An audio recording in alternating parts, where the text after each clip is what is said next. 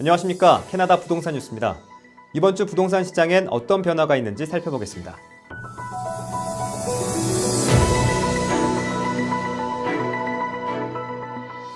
캐나다 신규 분양수가 지난 10월에 증가세를 보였습니다.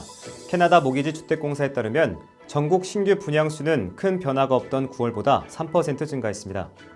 토론토와 몬트리올 같은 대도시의 신규 단독주택량이 늘면서 모든 종류의 신규 분양수가 증가하는 데 크게 기여했습니다. 지난 10월 도시 내 콘도와 아파트 등 다세대 주택의 분양수는 지난달보다 0.2% 감소했습니다. 하지만 단독주택 분양은 14.3% 증가했습니다. 캐나다에서 신규 분양이 가장 많은 도시는 토론토였고 몬트리올, 에드먼턴, 밴쿠버, 캘거리 순이었습니다. 캐나다의 주택 판매량이 지난 4월 이후 처음으로 감소했습니다. 캐나다 부동산협회에 따르면 지난 10월의 주택 판매 가격은 한 달 전보다 0.7% 감소했습니다. 벤치마크 가격은 지난달보다 1% 오르며 지난 4월 이후 7% 증가했습니다. 10월 신규 리스팅은 2.9% 증가했는데 대부분 토론토, 오타와 그리고 브리티시 컬럼비아 지역의 공급 증가가 리스팅을 주도했습니다. 캐나다 부동산협회는 어려운 경제 위기에도 불구하고 2020년이 캐나다 주택 판매 사상 최고의 해가 될 거라고 밝혔습니다. 또 지난 10월 주택 판매량이 한 달 전보다 하락했지만 전국 판매량은 여전히 강세를 유지하고 있다고 말했습니다. 몬트리올, 프레이저밸리, 캘거리, 에드먼턴은 오히려 판매량이 상승했고 GTA, 해밀턴, 벌링턴, 오타와 그리고 광역 밴쿠버는 하락했습니다.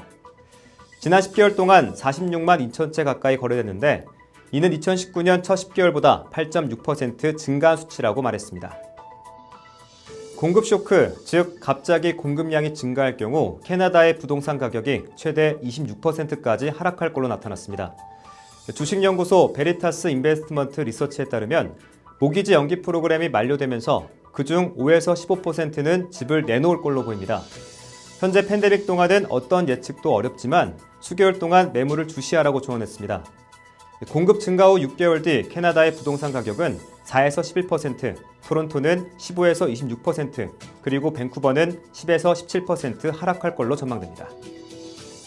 11월 23일 월요일부터 28일 동안 토론토와 필 지역은 락다운 봉쇄 조치가 내려졌습니다. 이 기간 동안 토론토시의 공중보건 지침을 지키지 않으면 최대 $750의 과태료가 부과될 수 있습니다. 같은 집에 살고 있는 구성원 외에는 사적 공적 집합이나 모임 행사를 금지하며 혼자 사는 경우 다른 가정의 한 사람하고만 접촉할 수 있습니다. 야외 모임의 경우 10명으로 제한됩니다. 이 기간에 영업이 가능한 곳은 학교, 약국과 병원, 식료품점, 필수사업체, 부동산 에이전시, 동물치료 서비스 등이 있습니다. 레스토랑과 술집은 영업이 금지되며 테이크아웃과 배달만 허용됩니다. 쇼핑몰과 소매 매장 그리고 도서관은 커브사이드 픽업과 배달이 가능하며 개인 서비스 업종과 헬스장, 카지노, 놀이공원, 공연장 등은 영업이 중지될 예정입니다. 오늘 준비한 소식은 여기까지입니다. 저는 다음 주 이 시간 좀 더 다양한 소식을 들고 돌아오겠습니다. 고맙습니다.